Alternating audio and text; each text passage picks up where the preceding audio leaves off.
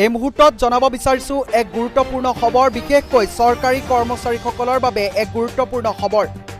চৰকাৰে জাৰি কৰিছে এক নতুন নিৰ্দেশনা। চৰকাৰী কৰ্মচাৰীয়ে এতিয়াৰে পৰা নিয়মীয়াকৈ উপস্থিত থাকিব লাগিব কাৰ্যালয়ত।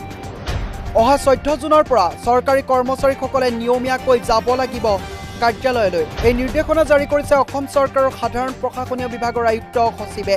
দেওবাৰে জাৰি কৰা নিৰ্দেশনাটোত কোৱা হৈছে যে সোমবাৰৰ পৰা 2 পালি কোভিড ভেকচিন গ্ৰহণ কৰা চৰকাৰী কৰ্মচাৰীয়ে নিয়মীয়াকৈ কাৰ্যালয়ত উপস্থিত থাকিব লাগিব। অসম চৰকাৰৰ সাধাৰণ প্ৰশাসনীয় বিভাগৰ আয়ুক্ত সচিব MS মনিয়ান্ননে জাৰি কৰা নিৰ্দেশনাটোত কোৱা হৈছে যে চৰকাৰী কাৰ্যালয়সমূহ সুচাৰুৰূপে কাৰ্যক্ষম কৰি তুলিবলৈ অহা 14 জুলাইৰ পৰা 2 পালি কোভিড ভেকচিন লোৱা চৰকাৰী কৰ্মচাৰীয়ে কোভিড বিধি মানি কাৰ্যালয়ত নিয়মীয়াকৈ উপস্থিত থাকিব লাগিব।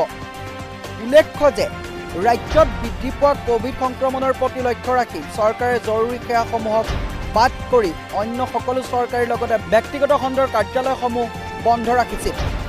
ৰাজ্যত কোভিড সংক্ৰমণ কিছু হ্ৰাস পোৱাত চৰকাৰে নিৰ্দেশনা জাৰি কৰিছে যে অহা সোমবাৰৰ পৰা চৰকাৰী কাৰ্যালয়সমূহ পুনৰ আৰম্ভ কৰিব। পুনৰবাৰ জনাইছো এক গুৰুত্বপূৰ্ণ খবৰ, চৰকাৰে জাৰি কৰিছে এক নতুন নিৰ্দেশনা। চৰকাৰী কৰ্মচাৰীয়ে এতিয়াৰে পৰা নিয়মীয়াকৈ উপস্থিত থাকিব লাগিব কাৰ্যালয়ত। অহা 14 জুনৰ পৰা চৰকাৰী কৰ্মচাৰীসকলে নিয়মীয়াকৈ যাব লাগিব কাৰ্যালয়লৈ। এই নিৰ্দেশনা জাৰি কৰিছে অসম চৰকাৰৰ সাধাৰণ প্ৰশাসনীয় বিভাগৰ আয়ুক্ত সচিবে।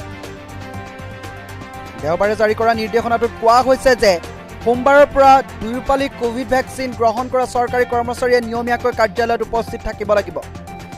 যিহেতু কোভিডৰ দ্ৰুত সংক্ৰমণৰ প্ৰতি লক্ষ্য ৰাখি কাৰ্যালয়সমূহ বন্ধ আছিল, কিন্তু এতিয়াৰে পৰা কাৰ্যালয়সমূহত উপস্থিত থাকিব লাগিব চৰকাৰী বিষয়াসকল। অসম চৰকাৰৰ সাধাৰণ প্ৰশাসনীয় বিভাগৰ আয়ুক্ত সচিব MS মনিয়ান্ননে জাৰি কৰা নিৰ্দেশনাটোত কোৱা হৈছে যে চৰকাৰী কাৰ্যালয়সমূহ সুচাৰুৰূপে কাৰ্যক্ষম কৰি তুলিবলৈ অহা 14 জুলাইৰ পৰা 2 পালি কোভিড ভেকচিন লোৱা চৰকাৰী কৰ্মচাৰীয়ে কোভিড বিধি মানি কাৰ্যালয়ত নিয়মীয়াকৈ উপস্থিত থকাটো বাধ্যতামূলক।